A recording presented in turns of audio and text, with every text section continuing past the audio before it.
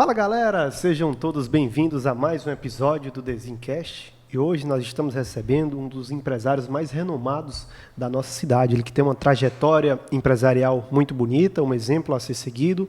Alberto Nogueira, mais conhecido como Alberto Seguros. Isso. Seja bem-vindo, Alberto. Obrigado, Gustavo.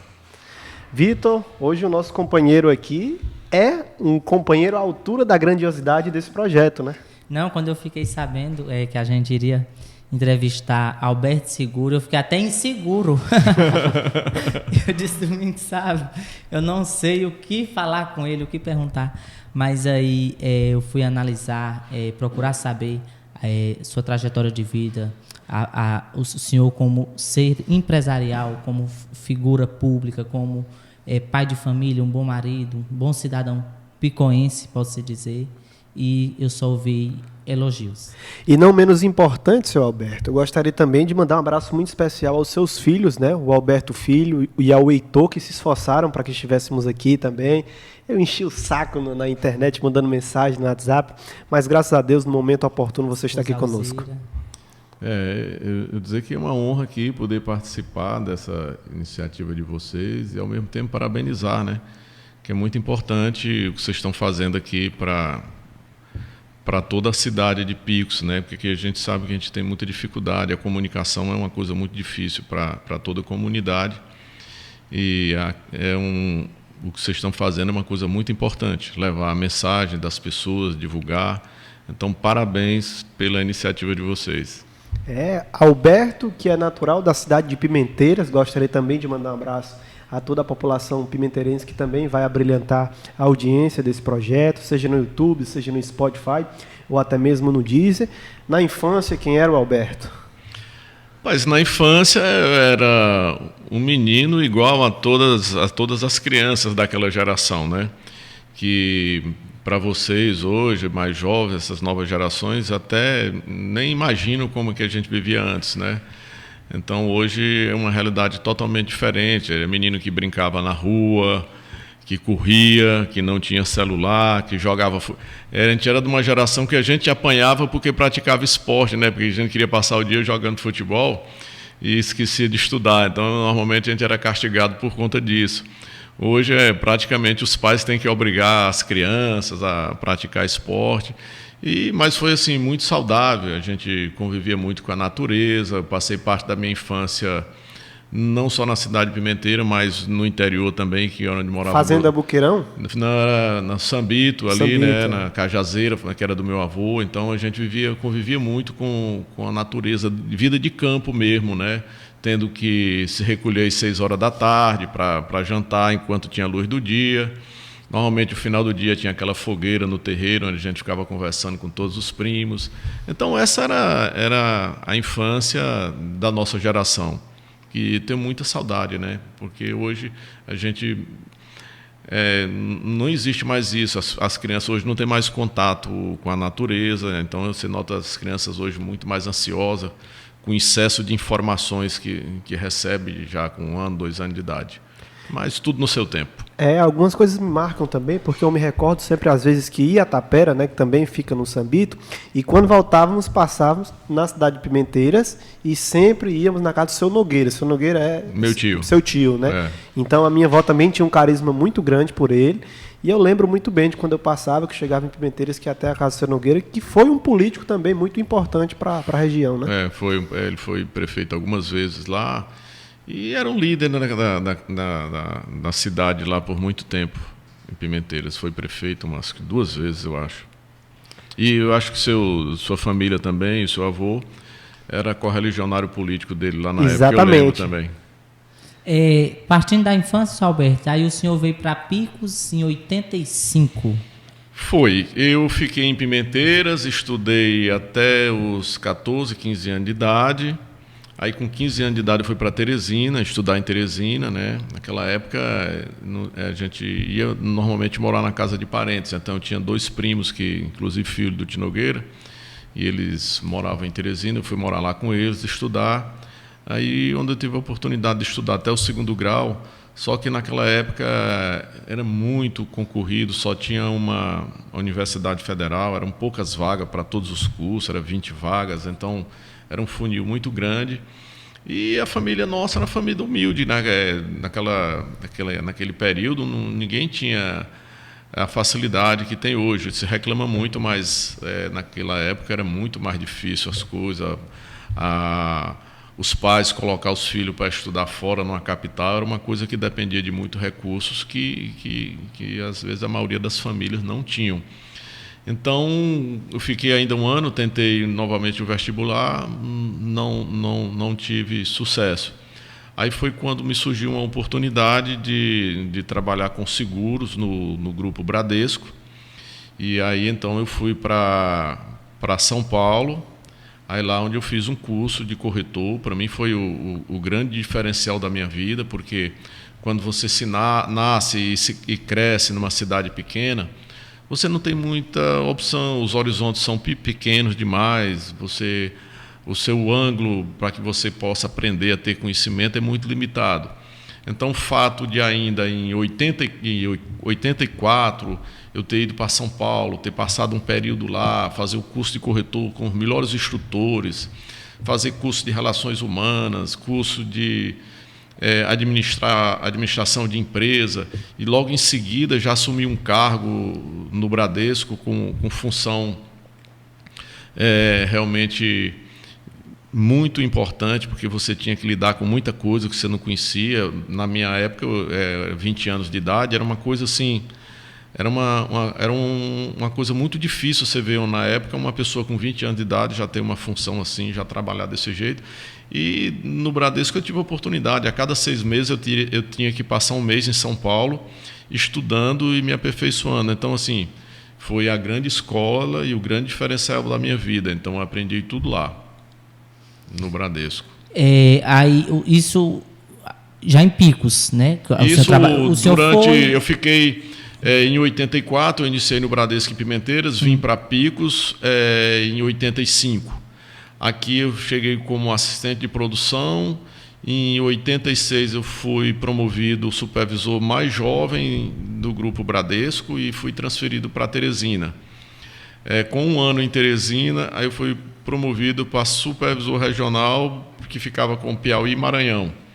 Esse período que eu fiquei no banco, somaram-se 5 anos, né? Sempre trabalhando na área de seguros. Então foi quando, na época, foi até interessante, eu me lembro do meu diretor lá, que era o Edson Magalhães. Ele chegou para mim, eu fiz um trabalho muito bom em São Luís, no Maranhão, porque lá era o último lugar Brasil e eu, em um ano, consegui reverter para colocar em primeiro, né? Aí ele foi lá, numa conversa que a gente teve, ele falou: olha, eu vim aqui para te agradecer o trabalho que você fez e eu acho que dentro de 6 meses vai surgir uma vaga de superintendente em Recife ou em Salvador. E essa vaga é sua. Aí eu parei assim, fiquei pensando, aí ele... Por que você não gostou? Ele disse: não, é porque eu acho que eu quero a demissão.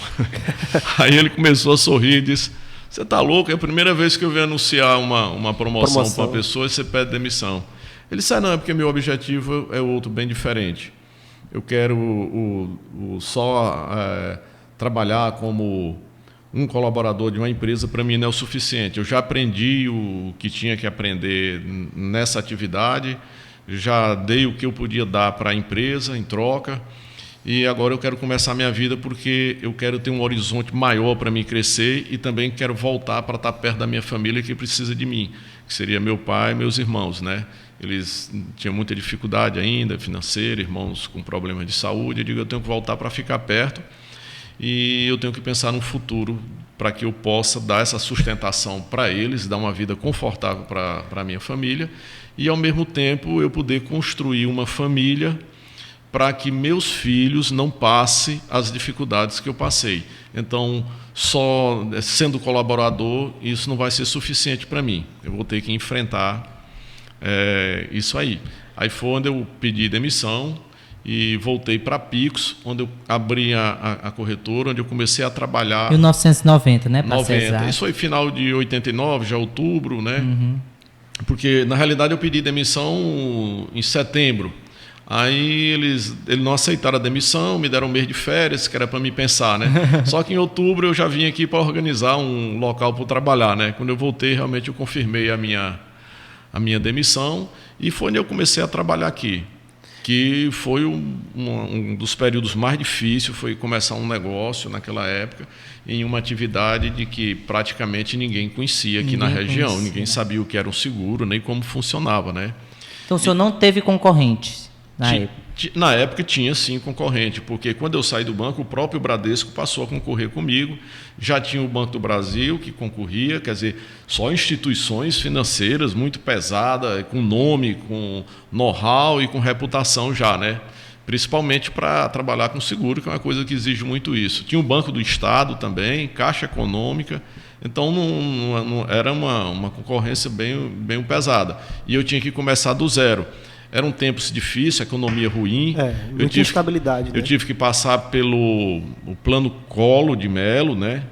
Porque foi muito difícil aquilo, foi confiscado o dinheiro de todo mundo, parou lá. Quer dizer, logo 3, 4 meses que eu comecei meu negócio, aí teve um plano econômico que foi bloqueado o dinheiro de toda a população e ninguém podia comprar nada, ninguém tinha dinheiro e eu estava começando a minha vida e sem o emprego, sem aquele salário, né?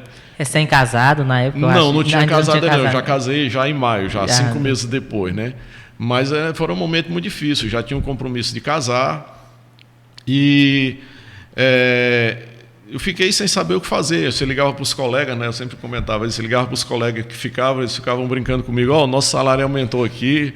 Aí eles diziam, um superintendente já está ganhando tudo, e eu aqui sem nenhuma expectativa de nada, né? Um negócio muito difícil. Mas foi bom, eu acho que a dificuldade é uma grande escola para a gente aprende a ser forte. Isso é uma verdade, não é só um dizer, não, é uma verdade. Pensou em desistir em algum momento? Em nenhum momento, até porque não tinha como desistir. Já tinha. Não se tinha outra alternativa. É uma das coisas que eu falo muito para algumas pessoas quando a gente conversa, que eu só acredito de quando a pessoa trilha um caminho se for explodindo as pontes, né? Porque se tiver uma ponte e na hora que você tiver uma dificuldade você puder voltar, dificilmente você vai chegar a algum lugar interessante. Porque qualquer caminho que você quiser seguir vai ter muita dificuldade pela frente. Não existe nada fácil. E aí sempre que você tem uma dificuldade, se você puder voltar para a casa do pai, pedir ajuda a alguém ou retornar ao ponto que partiu, então você vai ficar a vida inteira voltando de onde começou e não vai a lugar nenhum. Então, a pergunta que você não desistiu? Eu não tinha como, eu tinha que seguir em frente. Meus pais não podiam me receber de volta, né? O Alberto Seguro de hoje diria alguma coisa ao Alberto Seguro que estava iniciando a carreira naquele momento? Rapaz, eu tive muitas pessoas para me espelhar e tudo, mas eu só diria a mesma coisa, assim, para que ele fosse forte, que não desistisse, que realmente vale a pena se trabalhar, se dedicar, amar aquilo que faz e procurar ser correto e honesto em tudo que faz. É a única coisa que eu diria para ele e que foi o que ele fez e que deu certo. Hoje é a prova de que deu certo até hoje, né? Então, a gente passa um momento muito difícil. Eu não entro em política, porque política é uma coisa complicada, mas pelo que eu vejo, as pessoas, o mundo inteiro, não é só o Brasil, invertendo muitos valores, né? A esperteza, a sabedoria, enganar, quer dizer, você fazer a coisa errada está parecendo certo. Hoje já é um grande pecado fazer a coisa certa, mas eu sempre acreditei que a gente deve fazer a coisa certa da maneira certa. Era uma das perguntas, senhor Alberto, que eu iria fazer ao senhor. Uma figura aqui na cidade de Picos tão conhecida, com nome, nunca quis seguir a vida política.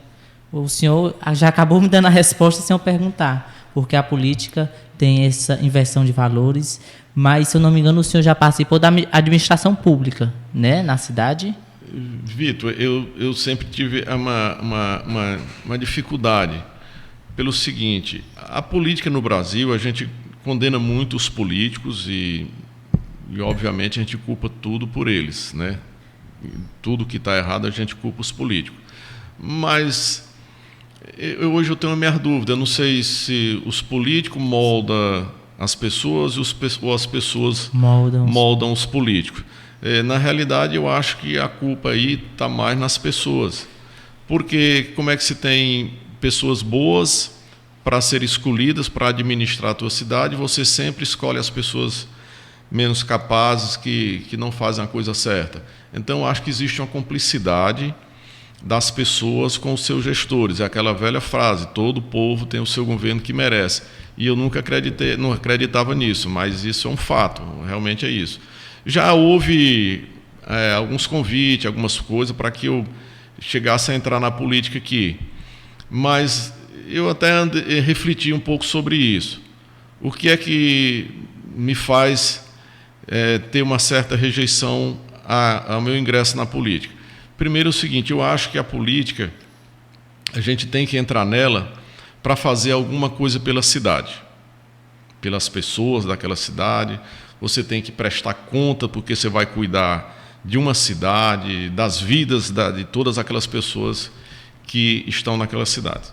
E se você chegar a assumir um cargo e você for fazer isso, você vai decepcionar a maioria das pessoas, porque as pessoas elas não querem isso de um gestor público.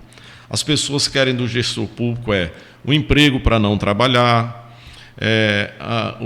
alguns empresários, não cito todos, vender para faturar sem entregar, construir obras e não entregar da maneira que foi contratada para que sobre dinheiro para outras coisas. Então, ninguém quer um gestor que seja um cara correto, entendeu? Então, eu jamais ia largar a minha vida estruturada, uma empresa organizada, onde consome 24 horas do meu tempo, a assistência que eu dou à minha família, para ir largar tudo isso para ir cuidar de uma cidade, para fazer coisa errada, para me envolver em corrupção, porque o sistema exige isso. E se eu fosse colocar, um exemplo, eu penso, não, um dia eu vou ser um gestor público.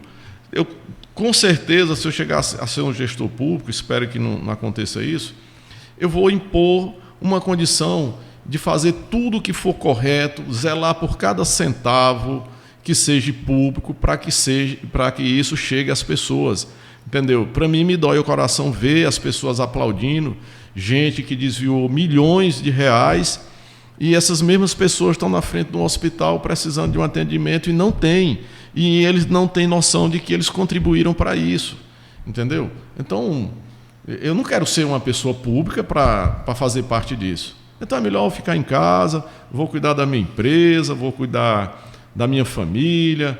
A família ela é grande, tem a família da gente, a família da esposa, tem um filho, já tem uma neta de 8 anos. Então, Mariana, disse que é o xodó dele. O grande xodó. Então já é uma responsabilidade muito grande. E como uma obrigação, assim, como uma obrigação social, eu acho que eu, como empresário e como cidadão, o que é que eu procuro? Eu procuro pagar todos os meus impostos em dias, apesar de achar um absurdo, porque poucos pagam e muitos sonegam, né? Então, quem resolve pagar corretamente tem que pagar muito. Então, isso é um custo muito alto para a gente manter uma empresa e tal, mas eu sempre procuro pagar todos os meus impostos corretamente, tanto a empresa como pessoa física, não faço nada sem consultar meu contador, né?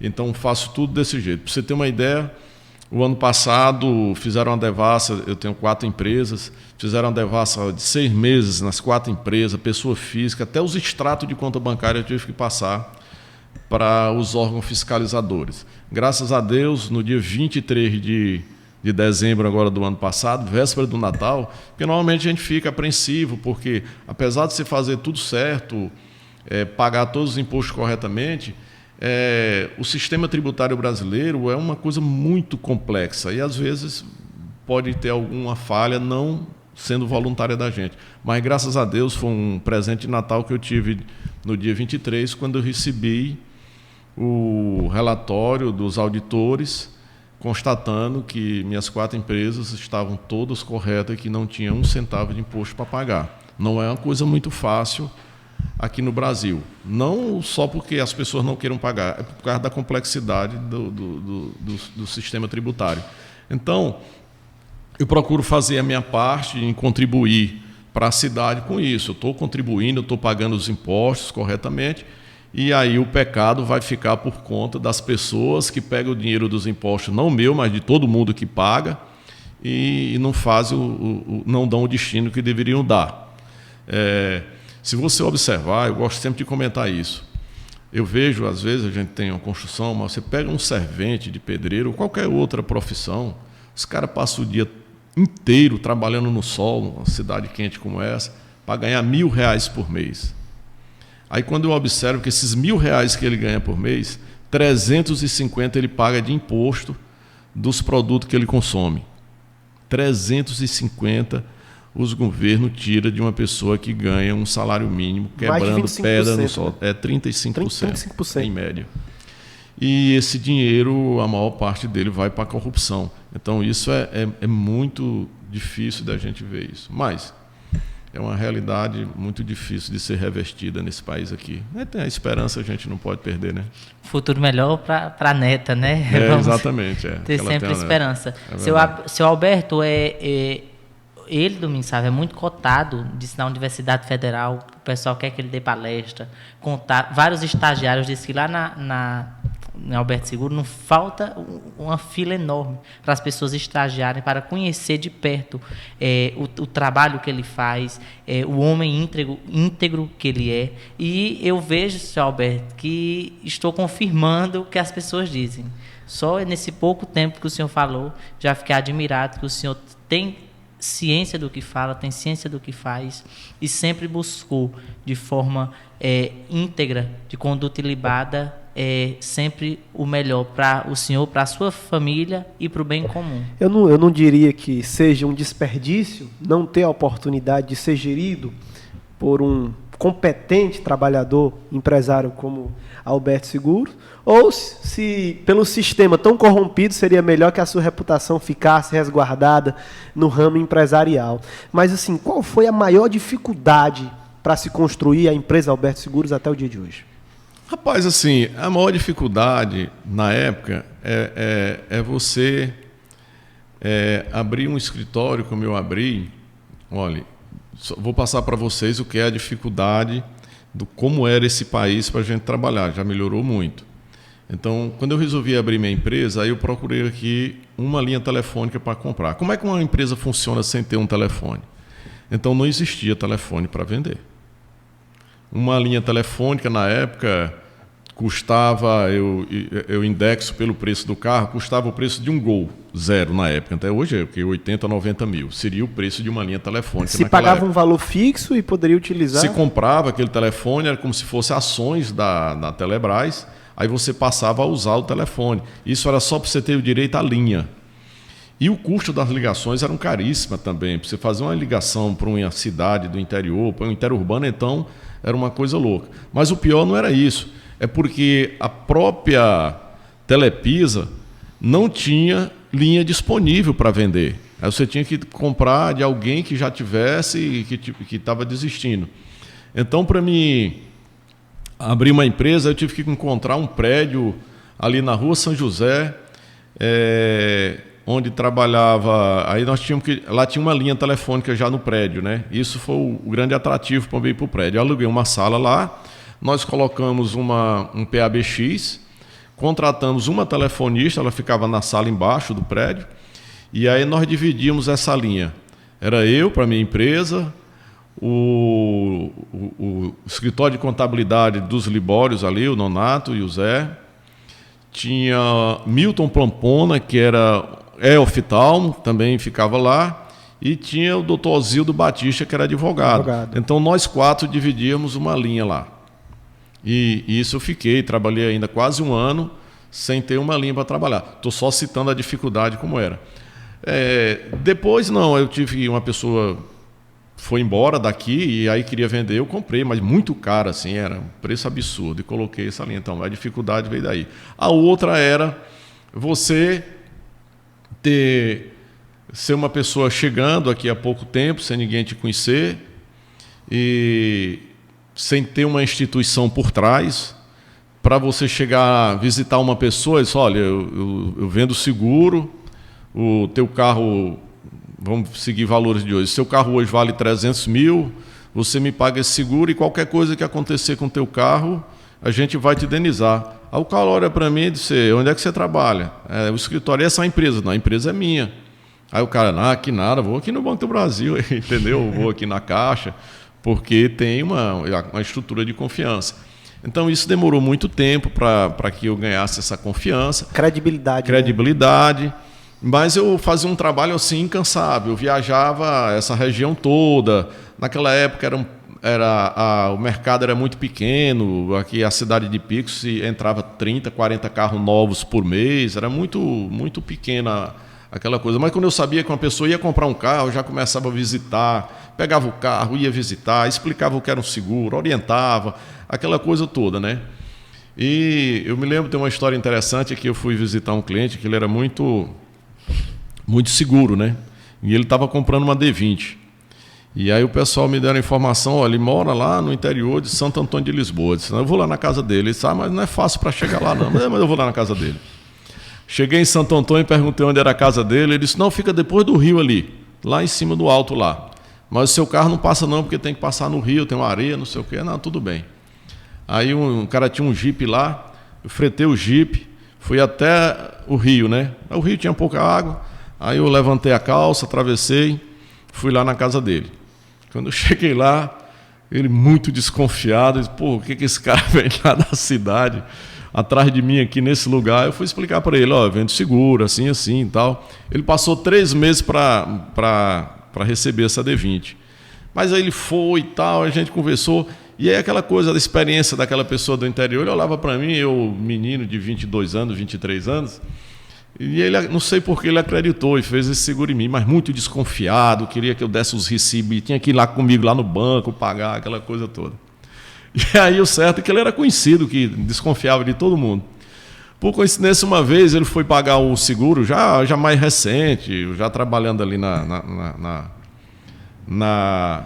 onde eu estou hoje, né? Deputado. Aí ele chegou lá para pagar o negócio, ele só trabalha com dinheiro no bolso.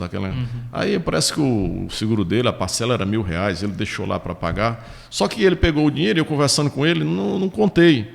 Ele deixou R$1.800, um negócio que era R$1.000. Aí, quando eu olhei aqui, meu Deus, fulano de tal deixou esse dinheiro aqui, se ele chegar lá e der falta desse dinheiro, ele não vai dormir hoje à noite, vai ficar louco. Eu pego e ligo para ele na hora de atender o telefone, deixo o recado, aquele negócio todo. Aí eu sei que quando ele chegou já 10 horas da noite, ele me ligou. Eu digo, olha, você deixou R$800 a mais aqui. Ele não acreditava, né? Então, eu estou citando só o exemplo dele, porque é interessante você ter essa confiança das pessoas. E depois foi realmente a grande concorrência que eu tive que enfrentar com os bancos, porque os bancos, eu comecei a crescer, uma pessoa ligava para mim 3 da manhã, eu atendia, e começou a ficar conhecido, né? Ainda hoje meu telefone é ligado 24 horas, eu nunca desligo. E eu sempre fazia lá, olha, você pode ligar para mim qualquer hora do dia e da noite. E na época eu não tinha um celular ainda, mas eu consegui com a Telepisa uma extensão do escritório para a minha casa. Então durante o dia eu estava no escritório e à noite, se alguém me ligasse, se eu tivesse que tomar cerveja, meu amigo tinha que ir para lá, mas eu não podia sair de casa. Então as coisas não são bem fáceis assim. Teve que abrir mão de muita coisa. Tive que abrir mão de muita coisa. Então a gente tinha que vender o seguro, tinha que fazer vistoria do carro, tinha que rebocar, tinha que levar para a oficina. Eu fazia tudo, porque não tinha empresa terceirizada, não tinha reboque. Então era um negócio muito difícil, muito difícil. Hoje é bem mais fácil de fazer isso. E uma economia muito ruim, sempre a gente tinha crises, mas sempre estive 24 horas à disposição de todo cliente meu. Hoje, qualquer pessoa que me ligar, se eu não atender, eu estou me deslocando ou está fora de área, mas na hora que eu vejo, eu já retorno. Nunca deixei de atender uma ligação. Esse negócio eu ligo, a pessoa não atende, não retorna. Eu acho isso uma deselegância muito grande. Para mim, é uma questão de ética. Se alguém me ligou, eu tenho que retornar. E também os compromissos. Se eu fico de dar um retorno, eu tenho que dar o retorno. Então, a trajetória é muito longa, são 30 e tantos anos de seguro, a gente passou por muita turbulência. A dificuldade que a gente tem muito, assim, porque mudança de tecnologia, você não tem oferta para a atividade da gente. Para você ter uma ideia, ainda lá 90 e alguma coisa, tudo manual, você tinha que preencher tudo numa máquina de datilografar. Essa era a minha dúvida aqui. Pois era, tudo na máquina de datilografia. Eu levava um tempo para fazer um seguro. Se eu fizesse um seguro de manhã, eu tinha que ficar trabalhando até a tarde, porque eu tinha que preencher a inspeção de risco do carro, preencher tudo aquilo. O senhor ainda tem esses... Acho que o senhor deve ter tudo computadorizado, mas acho que ainda deve ter, para guardar de lembrança. Sim, né? Tinha muita coisa aí, nas mudanças se perde, mas eu tinha, inclusive até a máquinazinha, que era pequenininha. Hoje é tudo inserido no sistema. Tudo inserido. Então, naquela época... E eu já na minha visão de produtividade, aí o que é que eu passei a fazer? Mas isso estou perdendo muito tempo com essa máquina de... Aí eu fui atrás, eu soube que existia computador. Aí eu fui atrás de computador, procurar onde era que existia um computador. Só tinha escutado falar, não? Sim, né? Até que eu fui conseguir um cara, não, tem uns caras que vendem computador aí, ele está trazendo de fora aí, compra não sei o que e tal. Eu comprei um computador 286. Para vocês, vocês não sabem o que é isso aí, não. O Matheus é ligado à internet, certo? Conheceu o 286? Então tá bom. Era um 286 monocromático. Aí o sistema era DOS, mas não vinha na memória dele. Eu tinha um disco flexível, que aí eu chegava às 6h30 para 7 horas da manhã, eu colocava ele e dava aquela carga ali para ver se ele rodava o sistema, né? E nada. Aliás, na quinta, sexta vez, aí o bicho funcionava, né? Aí é que... então tá bom. Agora eu tenho um computador. Sim, mas aí o que é que eu vou fazer com esse computador se eu não tenho um sistema operacional da seguradora? Aí eu pego aqui, ligo para o Rio de Janeiro, naquela época, uma coisa difícil. Ligar para a matriz do Rio de Janeiro, não sei quantas pessoas, para localizar uma pessoa de TI lá. Aí eu sei que eu terminei conseguindo, com amizade lá, o cara me mandou um disco rígido, né, aqueles de fibra, com o sistema. Mas ele só mandou, não tinha tutorial, aqui em Pix não tinha uma pessoa que... Se vira. Não tinha um técnico para dizer, rapaz, é assim que tu faz, precisa parametrizar. Não tinha... um YouTube hoje. Você vai lá, como é que eu faço isso? Ele já te diz tudo. Não tinha nada disso. Aí eu vou lá, aí até a Alzira brigava muito comigo. Ela estava preocupada com medo de eu ficar doido, né? Porque eu acordava às 5 da manhã, eu ficava de 5h30 até a hora de começar a trabalhar lá no escritório, tentando parametrizar o sistema para poder eu fazer uma proposta no programa. E à noite eu ia, jantava e voltava e ficava até às 10 horas, né? Até que depois de um mês, eu consegui, eu ia calcular no seguro, aí parava ali. Aí eu ia pensar, raciocinar, por que aquilo ali? Eu não entendia nada de informática. Aí é que eu fui entendendo que eu tinha que parametrizar, né? Aí eu vi o nome lá, parâmetros, aí então deve ser aqui. Aí eu fui, até que eu consegui parametrizar a minha proposta todinha. Aí já foi uma luz, porque eu pegava todos os dados do seguro, eu digitava ali no computador, tal, preenchia a proposta, e aí tinha uma impressora, chamava matricial, né? Que era uma agulhinha batendo numa fita, né? Você conheceu isso, não? Tô achando que você não conheceu, não, pelo jeito que você falou aí. Então era impressora matricial, era uma fitazinha como se fosse a datilografia. Só que sozinha? Sozinha. Aí eu jogava para imprimir. Quando eu imprimi a primeira proposta, eu vibrei pra caramba e tal. Aí eu peguei aquelas propostas impressas que eu fiz de seguro tudo no mês, coloquei no malote e mandei para a filial da seguradora em Teresina. Quando o pessoal abriu lá e ligava, o que é que a gente vai fazer com isso aqui? Ninguém sabe o que é isso aqui, não. A filial da Bradesco Seguro em Teresina não tinha computador ainda, para você ter uma ideia, né? Aí eles mandavam para o Rio, aí eles lá emitiam, vinham as apólices e tal, mas aí eu comecei a ganhar escala. Eu trabalhando sozinho, mas eu levava muito tempo para fazer uma proposta, que era 3 horas, você revisar tudo direitinho, eu já estava fazendo ali em 10, 20 minutos. Então eu passei a ganhar escala, ia ter mais tempo para prospectar negócio. Então, e isso é um processo. Eu sempre...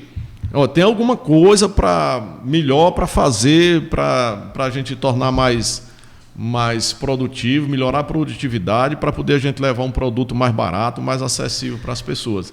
Então, você tem uma empresa hoje, nunca existe... Às vezes eu passo aqui a gente passa 3 meses, preciso reestruturar a empresa. Vamos esse dia lá, não, tenho que reestruturar tudo, está tudo errado, vamos ver o setor aqui, eu vou setor por setor, a gente vai mexendo lá e tal, não tem que mudar isso aqui, vamos reestruturar e tal. A gente faz aquela trabalheira danada quando chega dezembro, agora está tudo certinho. Quando é janeiro de novo, Tudo você já de novo. tem que começar a repensar para mudar. Então, Ciclo vicioso, né? é uma eterna mudança, você não pode parar.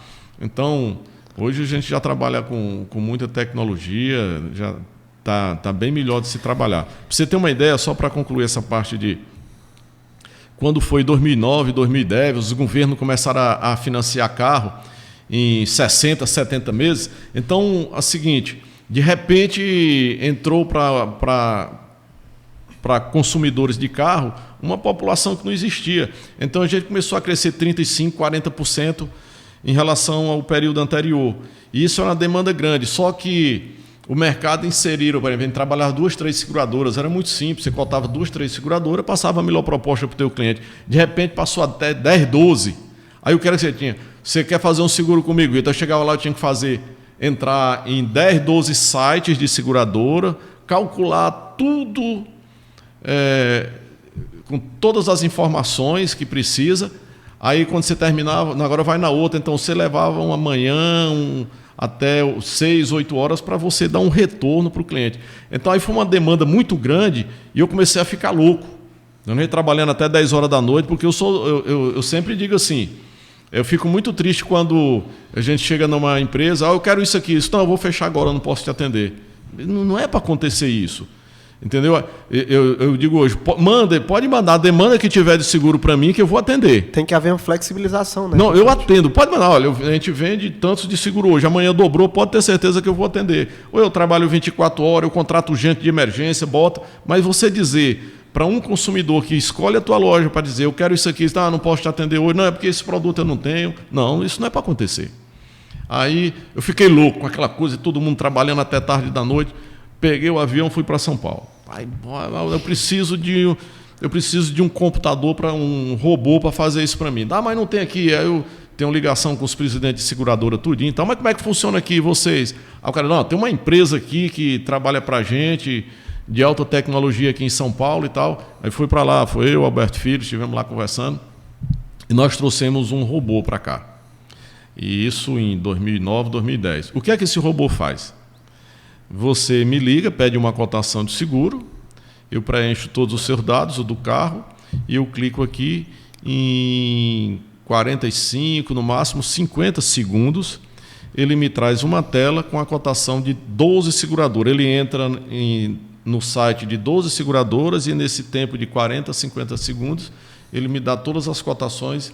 Aqui eu analiso qual é o preço melhor para passar para o meu cliente. Então, hoje eu dou um retorno muito rápido. O que aconteceu?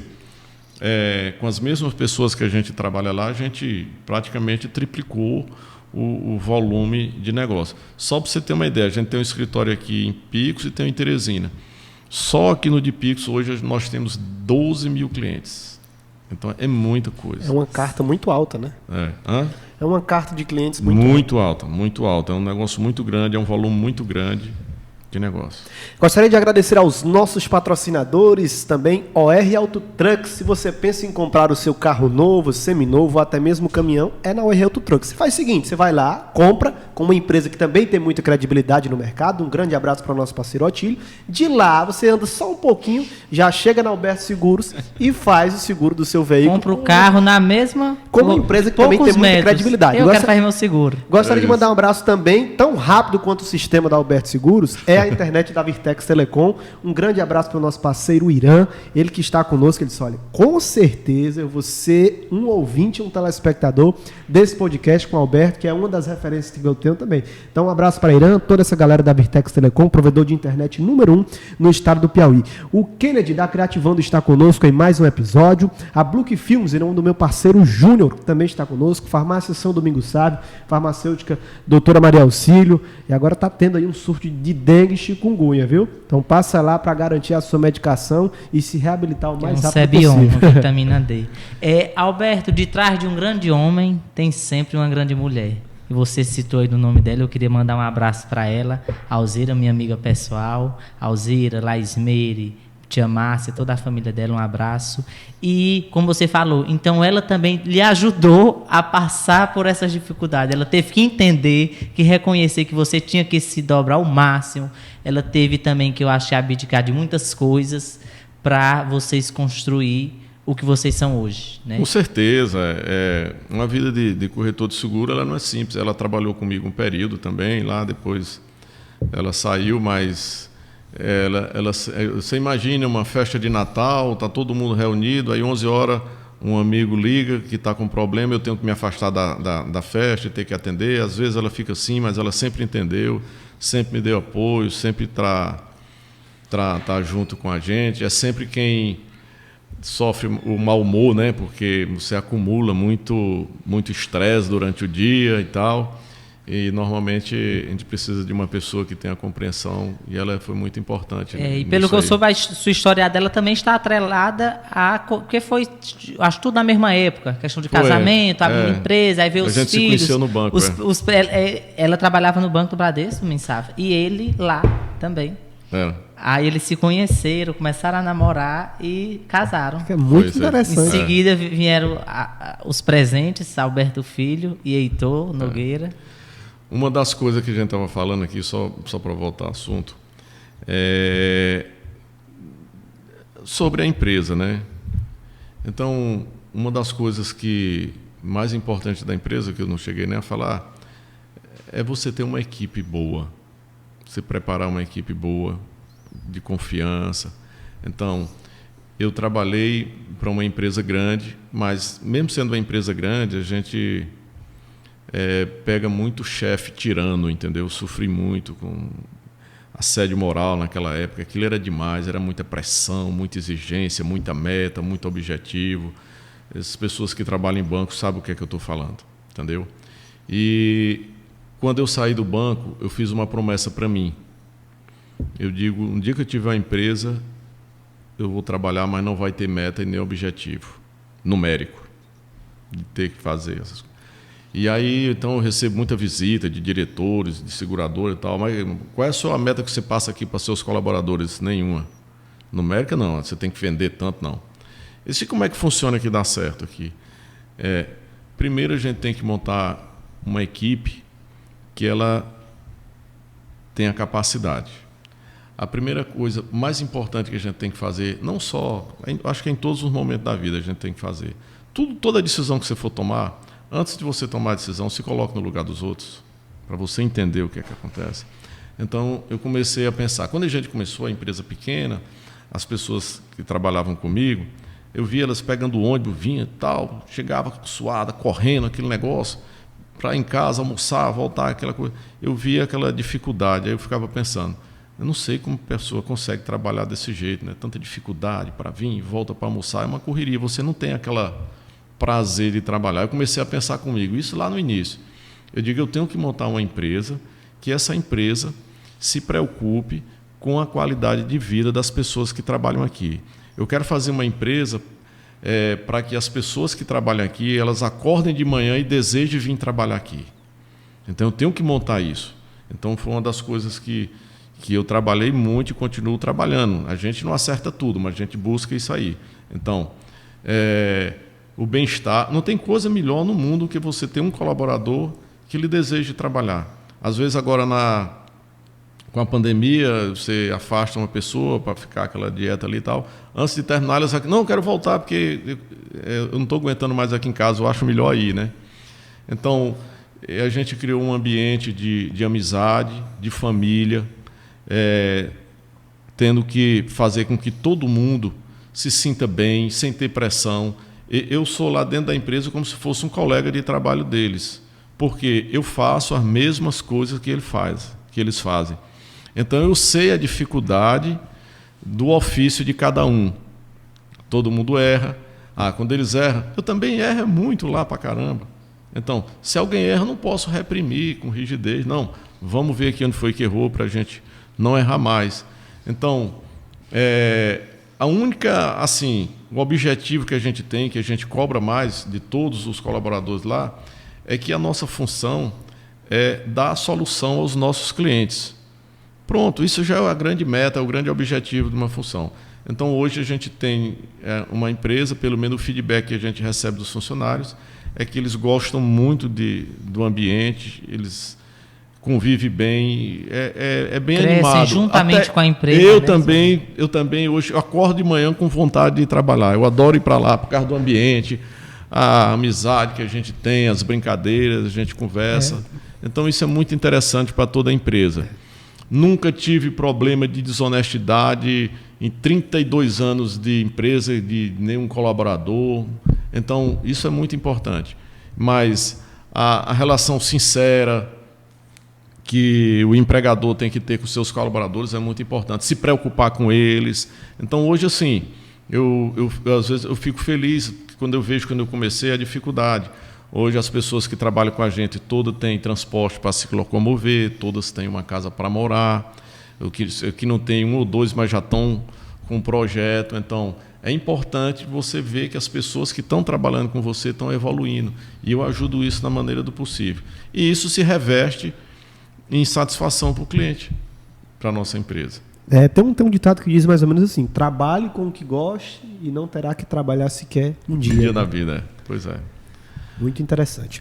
Gostaria também de agradecer aos nossos patrocinadores, em nome de Colosystems, em nome do nosso amigo Maxwell, Colosystems Comunicação Visual. Gostaria também de agradecer a Supreme Segurança Eletrônica e Energia Solar. A Supreme que tem uma idade parecida com o Alberto Seguros, né? Mais de 30 anos no mercado aí. Se você pensa em reformar o sistema de segurança da sua casa, fale com a Supreme. E também agradecer a Baby Kit, essa loja infantil. Você pode comprar roupa de vestimentos também para a criançada, para a netinha, seu Alberto. Né? Seu Alberto é cliente, viu, da Baby Kit. E também a brinquedoteca da Baby Kit, repleta de novidades. Confira os preços, promoções especiais, você só vai encontrar lá na Baby Kit. Gostaria de agradecer a Sarone Investimentos, em nome do meu amigo Felipe Neri, que está conosco aqui em mais um episódio.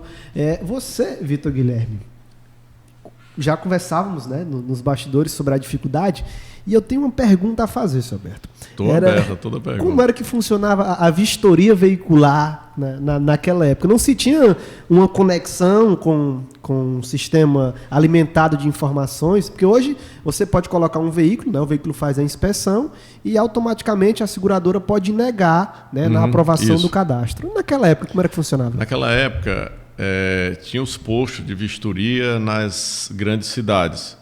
Então, uma vistoria para aceitar o seguro, aquilo era uma coisa, era o grande gargalo da seguradora, porque tinha que ser uma empresa com uma pessoa ilibada, só tinha aquelas empresas autorizadas, com contrato rígido, porque você teria que aceitar um carro no seguro ali, então esse carro tinha que estar sem avaria, tem que estar legal. Então, isso era o ponto de partida para evitar fraude. Por exemplo, você fazer um seguro de um carro que foi roubado ou de um carro que está virado. Então, essa pessoa lá na frente tinha que ser era um funcionário da seguradora, era muita... Essa pessoa da seguradora, para se tornar um inspetor, era inspetor de vistoria, era bem rígido. Mas aí, pela minha história dentro da organização do Bradesco e o nome que eu deixei lá, porque saí pedindo, aí o pessoal da Bradesco Seguro do Rio de Janeiro, eles me fizeram um carimbo, era o único carimbo que tinha, né, do Brasil, que uma pessoa que não tinha nenhum vínculo com a seguradora, porque eu era um corretor, a empresa que prestava serviço para a seguradora, podia carimbar pela seguradora e aceitar um carro para o seguro. Só tinha um inconveniente, isso era uma honra para mim, mas tinha um inconveniente, quem tinha que fazer isso era eu. Então, normalmente, eu tinha que... Esses carros hoje são mais modernos, aquele decalque do chassi é bem mais fácil, mas naquela época tinha uma D20, uma D40, que era do lado do motor lá. Então, quando o cara chegava a fazer o seguro, que aquele negócio estava quente, o cara se queimava todo e tal, mas tinha que fechar o seguro. E quem fazia isso era eu. Só depois que, com a chegada da tecnologia, é que foi criada empresas terceirizadas, com foto, filme, placa, hoje é bem mais simples, né? E com a pandemia agora, acelerou mais o processo. O próprio proprietário do carro hoje já faz a sua autoinspeção, que a gente chama. Pelo celular mesmo, né? Pelo celular. Eu mando um link para ele, aí ele abre o link e tem as posições para ele tirar foto do carro, ele responde o link e o carro já está segurado. Então, melhorou muito a tecnologia. O lanche já chegou? Matheus? Sabe dizer? Olha, vamos dar aqui uma pausa para saciarmos. Gostaria de agradecer a conveniência São Miguel, em nome do meu parceiro Espeto, que também está conosco. Grande amigo, aproveitar já que você falou de amigo aqui, eu quero mandar um abraço para Irã, é um grande amigo que eu tenho, um grande empresário também, um cara visionário, um cara também humano, e que tem feito a diferença aqui na cidade de Picos, entendeu? Uma grande gestão que está fazendo na empresa dele, com grande qualidade no serviço que ele presta aqui, e uma grande pessoa também que tem um respeito muito grande para os seus colaboradores. Eu tenho a honra de tê-lo como amigo, é um grande amigo que eu tenho. Um abraço aí, meu amigo Irã. E gostaria de agradecer também ao nosso parceiro pontual, Chapeiro Burger, que fica ali na Avenida Deputado Saurtiga, 100% artesanal. Olha, você não pode perder a oportunidade. Entra aí no Instagram, @Chapeiro Burgers. Seu Alberto gosta de um hambúrguerzinho também, de vez em quando, seu Alberto? Como, de vez em quando. Então tá aí a Chapeiro, 9976-3909. Você tem a oportunidade de se deliciar com os melhores hambúrgueres. Um abraço muito especial ao nosso amigo e proprietário também da Chapeiros, que é o Samuel. Então um grande abraço para você, Samuel. Olha só o quão vasto está a nossa mesa hoje, abrilhantada nesse episódio de maneira pontual com a Chapeiro Burgers. Então você segue aí, ajude aí o nosso projeto também, seguindo a Chapeiro Burgers, e vamos incentivar, né, o microempreendedor que também está investindo na nossa cidade, que está aplicando a sua mão de obra, a qualidade daquilo que está sendo fornecido. Já a gente volta, hein? Ok, devidamente saciados agora. Agradecer mais uma vez a galera do Chapeiro Burgers que está conosco nesse episódio. Iago Bebidas, @Iago Bebidas. Se você está fazendo uma festa na sua casa, se você quer tomar aquela cerveja gelada com a rapidez na entrega, credibilidade também do meu parceiro Iago Bebidas, prontamente em todos os episódios do Desencast. É o nosso parceiro de cadeira cativa nessa primeira temporada, Iago Bebidas. E, claro, bebendo também Cajuína Coroatá Doces. Um abraço para o meu parceiro João Rufino. Seu Alberto, mais uma pergunta que temos a fazer aqui para dar sequência nessa nossa conversa sobre as dificuldades da empresa durante esse período da pandemia. O Brasil viveu aí um bom período onde a população chegou a consumir automóveis, né, antes de entrarmos na pandemia em definitivo, mas aí depois tivemos uma redução drástica no poder de compra, até mesmo pelo valor que subiu, né, ficou difícil para o brasileiro aí. Com a escalada do dólar, tá se normalizando aos poucos. Conta pra gente como foi essa dificuldade. Olha, foi meio assustador, né? Não vou entrar no assunto pandemia, porque isso é uma coisa que todo mundo vivenciou, então vou pular essa parte aí dessa dificuldade. Então foi março, quando começou isso, eu acho que foi dia 18, 19, quando recebi a notícia que a gente tinha que ficar todo mundo fechado. Então, eu estava em Teresina, e quando cheguei aqui, que fui direto para a corretora, quando eu entrei lá, eu vi o pânico no rosto de cada uma das pessoas que estavam trabalhando lá, né? Com todo mundo. A gente não sabia o que era, vendo pessoas morrer sem ter remédio, todo mundo com medo, né? Como é que vai fazer? Eu também fiquei com medo. O que é que vai fazer agora? Vai parar todo mundo de trabalhar? Como é que as pessoas vão viver? Fiquei aquela coisa toda. Então, o que eu tive que fazer foi acalmar as pessoas. Chamei o Laércio, que é um funcionário de TI, o Alberto Filho, que já trabalha comigo lá também, que entende muito dessa parte de informática. Eu digo, vamos resolver isso aqui. Não dá para a gente manter isso aqui aberto. Eu não vou expor a vida de ninguém por conta de trabalho, não. Nós temos que garantir o ganho de todo mundo. Vamos ver aqui essa solução. Como a gente gosta muito de estar um pouco à frente, então a nossa central telefônica lá já era VoIP, né? Os telefones já eram ligados ao próprio computador. O servidor, rede. Aí eu já tinha uma ideia de como funcionava tudo isso. Vamos fazer o seguinte, vamos mandar todo mundo para casa, só reunir a equipe toda. Eu disse, quem tem internet em casa? Quem não tinha, eu pedi para meu amigo Irã fazer em regime de urgência lá, foi muito bem atendido lá com o Samuel. E em questão de 15 minutos a gente resolveu mandar todo mundo para casa, cada um levou seu computador e a gente mandou deixar as mesas lá, alguém que precisou. E Meia hora depois, estava todo mundo em casa, trabalhando como se a gente estivesse no escritório, porque se alguém ligasse para o escritório, caía no sistema nosso, de VoIP. Uma pessoa atendia, passava, eu quero falar com o fulano de tal, aí você passava por ramal, a pessoa atendia na casa dela. Então, a diferença que mudou é porque, em vez de estar de uma mesa para outra, era de uma casa para outra. Mas funcionava como se normalmente a corretora. O nosso sistema de atendimento, em caso de acidente ou emergência, também funcionou perfeitamente. Aí, como você falou, né, que houve uma queda muito grande no consumo de automóvel e tal, mas para a gente nós não diminuímos o nosso volume de negócio, porque as pessoas que tinham seguro continuaram a renovar e as que tinham seguro com outras empresas, bancos e outras empresas, não tinham o mesmo atendimento que a gente estava dando.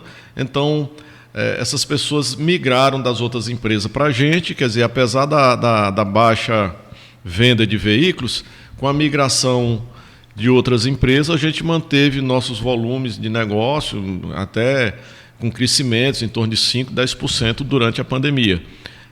Todas as pessoas que trabalhavam com a gente não tiveram perda salarial nenhuma, funcionou tudo normal. Graças a Deus, deu para a gente operar bem. Hoje, a Alberto Seguros também tem uma filial em Teresina, né? Isso. Ela foi fundada quando? Eu acho que em 96, uma coisa assim. Já começou a caminhar junto com a de Pix? Não, já foi depois, já, né? Não, eu falo assim... Foi uns 8, 10 anos depois, eu não lembro, eu sou ruim de data. Mas foi logo quase em seguida. Eu pensava que era recente. Não, já faz... tinha noção, lá a gente mudou, a gente era lá ali perto da Frei Serafim, teve na Coelho de Resende, até que agora ali, o ponto ali, aquele prédio já é nosso, ali já é definitivo. Fica na Avenida Ininga. Ininga, isso. Próximo ao Riverside, mais ou menos. Próximo ao Riverside, muito bem. Hoje conta com quantos funcionários diretos, Alberto? Ao todo, isso. Hoje aqui em Teresina, são 35 pessoas que trabalham com a gente. Até porque também é um ramo que não necessita de um quadro muito grande de funcionários por sistematizar, né? Hoje em dia. Nós temos um sistema de atendimento bem otimizado, né? Isso a gente consegue fechar em torno de 1.000 contratos por mês com essa equipe.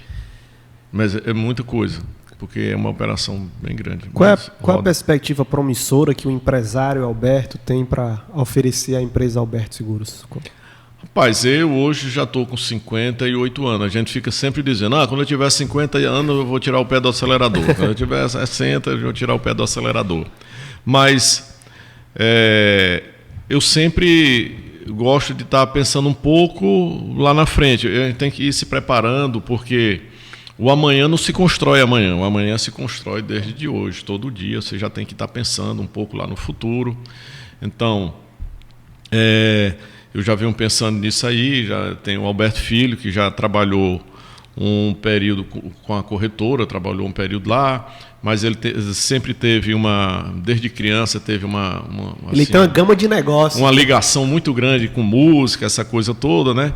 Tanto é que ele ficava assim e tal, até que eu fui quem incentivei ele, vá viver esse mundo da música aí e tal, dei um empurrão a ele, ajudei lá no início, ele foi e viveu isso aí, né, que era o sonho dele, a gente não podia podar. Eu não queria que ele ficasse trabalhando comigo lá, e aí quando ele tivesse mais velho, eu dizer, pô, pai, você me botou nesse negócio aqui, porque não é fácil ser corretor de seguro, não. Tem que ser uma pessoa, você dedicar 24 horas da tua vida, você está viajando, você está passeando no outro país, o telefone é ligado, você atender do mesmo jeito, então você tem que se dedicar bastante. E eu sei que ele foi e tal, e aí ele, há uns 2 anos e meio atrás, ele voltou para mim, disse que estava cansado daquilo ali, que queria... Naturalmente, sim. Naturalmente, eu deixei ele à vontade, ele veio naturalmente, pediu para voltar. Então ele fez o curso de corretor de seguro também. Eu digo, faz o primeiro curso, depois você vem. Ele foi lá, fez o curso de corretor de seguro. Ele hoje é uma pessoa que conhece tudo de seguro e conhece bem de tecnologia. É uma pessoa que está preparada para me suceder. Mas mesmo assim, eu já tenho todo um processo, você tem que ter plano A, B, essas coisas todas. Eu já vinha trabalhando isso. Trabalhando como? Lá dentro, os meus colaboradores, aqueles colaboradores que têm mais tempo de casa, que são aqueles que vestem mais a camisa. Sempre na empresa, todos são muito bons, mas tem uns aqueles que se dedicam mais, que pensam como a gente, que tem uma identificação mais que próxima. Veste todos vestem, mas tem uns que se dedicam mais e há mais tempo também, que isso você tem que levar em consideração. E a gente vai passando. Hoje eu já tenho 2 colaboradores que começaram como colaborador da empresa e hoje já são sócios da Alberto Seguros, né? E esse é um projeto que a gente tem para cada pessoa que for atingindo esse nível de amadurecimento, de conhecimento e dedicação para a empresa, a gente vai incluindo como sócio da empresa. Eu acho que faz parte. Hoje eu tenho o Almi Júnior, que é sócio, e tem a Ana Clícia também, que já faz parte da sociedade da corretora. Em números reais, hoje tem uma carta de quantos clientes no total o Grupo Alberto Seguros? Hoje nós temos em torno entre 11 e 12 mil clientes e vendemos por ano em torno de 28 a 30 milhões de reais de seguro. Salvo engano, recentemente houve uma conquista histórica para a empresa, né? Conquistando um prêmio de muita representatividade na rede de asseguradoras Bradesco, né? Credenciadas no Bradesco. Conta pra gente aí como foi. No Bradesco a gente sempre ganhou muito prêmio, mas o mais significante foi quando a gente ficou em primeiro lugar no Brasil, isso em 2018, né? Porque sempre a gente ganha Nordeste e tal, mas esse de 2018 foi onde a gente conseguiu atingir o primeiro lugar Brasil, foi muito importante, né? Gostaria de agradecer a Unimagem, que é um centro de saúde feito para você e para cuidar de você, contando com o diferencial, vai buscar você na sua casa, leva até o centro de diagnósticos e devolve você ao conforto do seu lar. Um grande abraço ao sócio proprietário, Dr. Álvaro Macedo. Quem também está conosco é a construtora Santa Inês, essa construtora que é referencial no ramo de obras públicas. Um grande abraço para a Miri Margarete, para o Getúlio Filho, João Pedro e Arthur, toda essa família que está incentivando. Olha, assim como o empresário Alberto Seguro teve dificuldades para iniciar o negócio, eu confesso que quando fomos mergulhar nesse projeto do Desencash, eu também pensei que nós, em hipótese alguma, chegássemos aonde nós estamos chegando, graças ao apoio do empresariado da nossa cidade, que está abraçando todas as conquistas e todas as dificuldades que nós estamos encontrando para chegar até aqui, né, Vitor? Foi bastante, mas eu digo domingo savão e faço igual o seu Alberto. A ponte não vamos voltar, não. Explode a ponte, para não voltar. Não pode voltar, não. Tem que explodir a ponte. Se olhar para trás...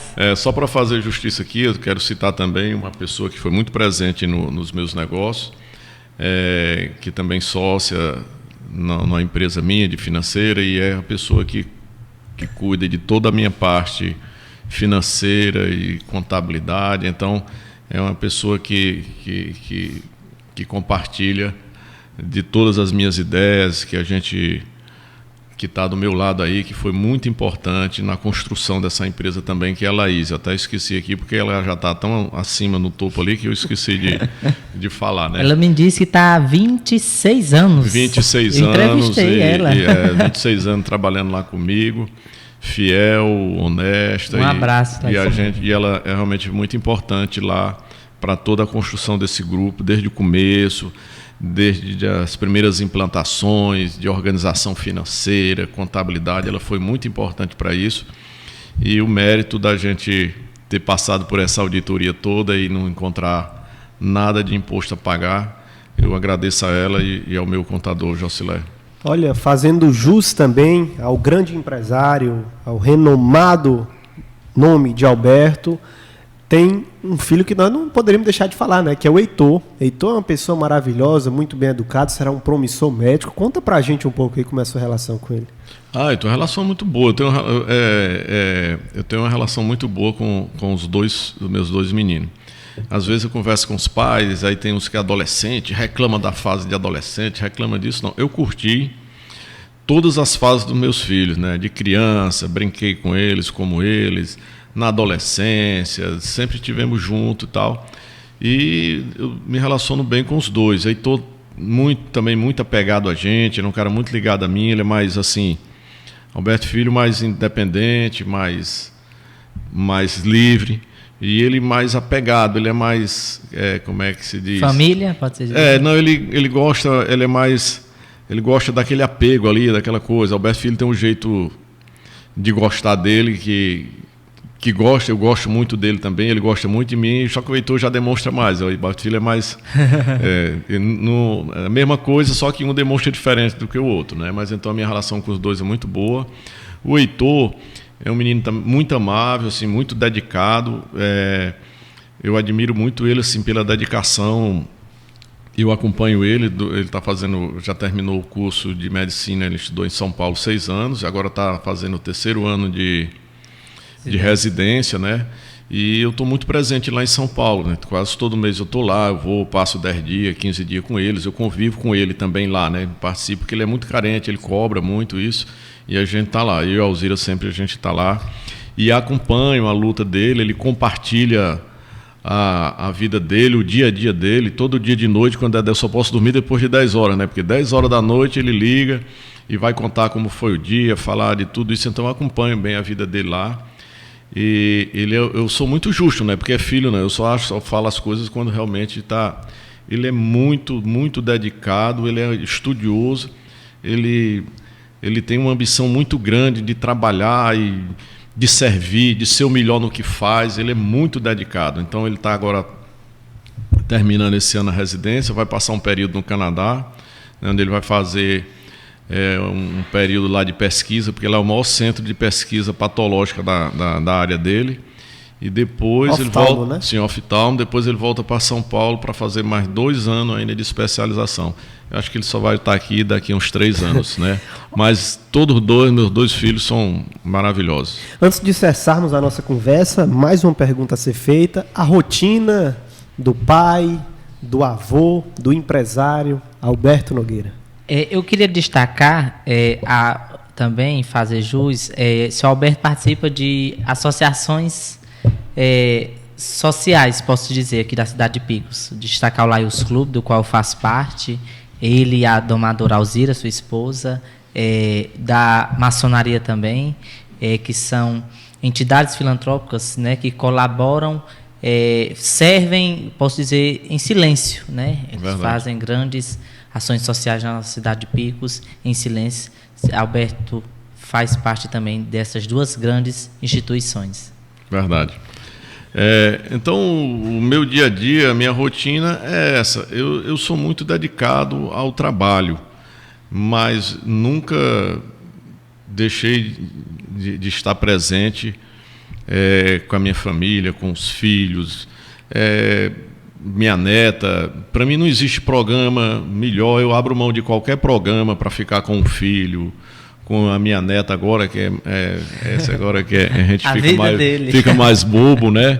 Então, só para contar uma história, eu recebi uma viagem para um resort em Salvador de 3 dias. Eu viajei para Teresina.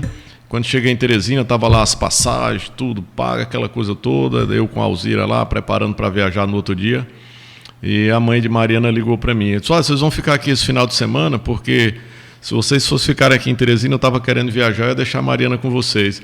Aí eu digo: não, nós vamos ficar assim aqui, pode deixar que eu pego ela daqui a pouco, né? Aí a Alzira: você está louco, esqueceu que você tem que ir para Salvador, o pessoal da seguradora, está todo mundo lhe esperando lá, uma confraternização e tal. Eu digo: mas eu não troco, não. Você acha que eu vou trocar 3 dias com Mariana por uma viagem no resort? Então, essa é a minha vida. A família, ela está em primeiro lugar, o meu trabalho, a empresa, eu me dedico muito. Eu me sinto bem. A minha rotina é o seguinte: se eu amanheço o dia, eu tenho as minhas tarefas para fazer, que é trabalhar, me dedicar para a família, e chegar ao final do dia eu cumprir isso, eu estou feliz à noite. Então é isso. Descobrindo um novo hobby também, que é o beach tênis. Ele já é um bom atleta do tênis convencional e agora também está mergulhando aí no beach tênis, né, seu Alberto? Pois eu estava conversando há pouco com o Sávio aqui. Eu gostava de futebol, né, mas aí arrebentei um joelho, não tive coragem de operar. Aí passei para o tênis, só que o tênis também já estava incomodando um pouco o joelho. Aí fiquei só com a academia, mas a academia é uma coisa que não é muito estimulante, não. A gente faz porque é obrigado mesmo, porque precisa. Aí, de repente, surge o beach tennis. Eu conheci já uns 3 anos atrás em São Paulo. Então, já jogava e eu vi aquilo lá, achei muito interessante. E aí agora chegou aqui, né, o Picos Beach Tennis aí, e eu estou encantado com o esporte, porque é divertido, socializa, porque a gente estava muito preso com essa pandemia. Agora você vai lá, você vê muita gente todo dia, encontra com outras pessoas, joga com pessoas diferentes. E um esporte bacana, porque a areia não tem impacto, não tem problema para o joelho, você alonga, é uma atividade aeróbica muito boa. E eu estou apaixonado. Se eu puder, eu jogo todo dia. E por isso que nosso episódio está chegando ao fim também.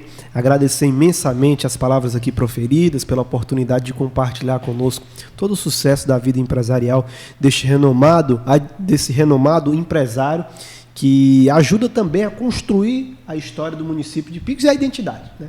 Hoje você fala em Alberto Seguro, né? Você sabe de onde surgiu, né? Você sabe aonde tem uma carta de credibilidade a ser trabalhada. Eu gostaria de deixar aqui o meu agradecimento pela sua presença e as considerações também. Bom, eu é que agradeço a vocês dois. Eu já falei de parabenizar. Eu achei bacana a ideia de vocês. Isso aqui tá muito legal. A gente vê, assiste, né, podcast, mais de pessoas São Paulo, Rio, pessoas mais famosas. E, para falar a verdade aqui, eu estou orgulhoso aqui de Picos ter vocês dois aqui com essa ideia e com essa coragem de montar um negócio desse. Então, de parabéns, eu estou encantado aqui. Eu acho que até fiquei bobo aqui pela maneira, por essa dinâmica do podcast, que a gente fica à vontade, a gente conversa, até a gente acha que está numa mesa de bar, né? Fica muito à vontade aqui. Acho que a gente nem se preocupa tanto com o que está falando, né? A gente tinha até que se preparar mais para falar. Então, é muito bacana isso que vocês estão fazendo aqui. Desejo muito sucesso para vocês aí, realmente. Espero que as pessoas de Picos realmente apoiem vocês e que dê muita audiência, porque vocês merecem aí. E aí, muito obrigado aí pelo convite. Por trás disso aqui tem uma grande equipe. Estarei sempre à disposição. Os bastidores, Matheus, Patrick, Gabriel, Arthur. Aqui é movimento, Alberto. Pensa, aqui para um programa via ao ar é movimento muito, mas graças a Deus, como o senhor disse, a gente está fazendo isso porque gosta.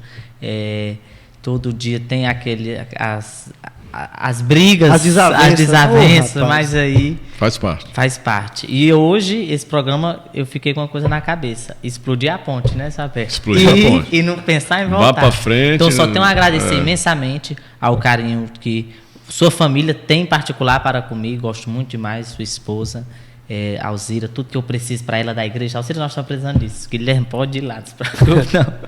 E a todos, quero mandar um abraço para toda a família dela, como já falei, Márcia, Laismeire, Carino, o pessoal ali de Chico Santo. E muito obrigado, eu tenho certeza que esse programa será um sucesso. Hora de agradecer também aos nossos patrocinadores pontuais. Mais uma vez, a Chapeiro Burger esteve conosco. Um grande abraço, Samuel. Então corre e segue aí no Instagram da Chapeiro. Garante seu hambúrguer 100% artesanal. E é um hambúrguer, olha, delicioso. Delicioso. Gostei. Viu? Parabéns para a galera aí da Chapeiro Burger. E agradecer também a barbearia Seu Luiz Club, Seu Luiz Junco, em nome do meu parceiro Jackson Júnior, que está conosco em mais um episódio. A Iago Bebidas, a Cajuína Coroatá, em nome do meu parceiro João Rufino. Então, siga nas nossas redes sociais aí, deixa o seu like, compartilha. E em breve nós teremos mais um episódio para você acompanhar conosco. Até mais, hein?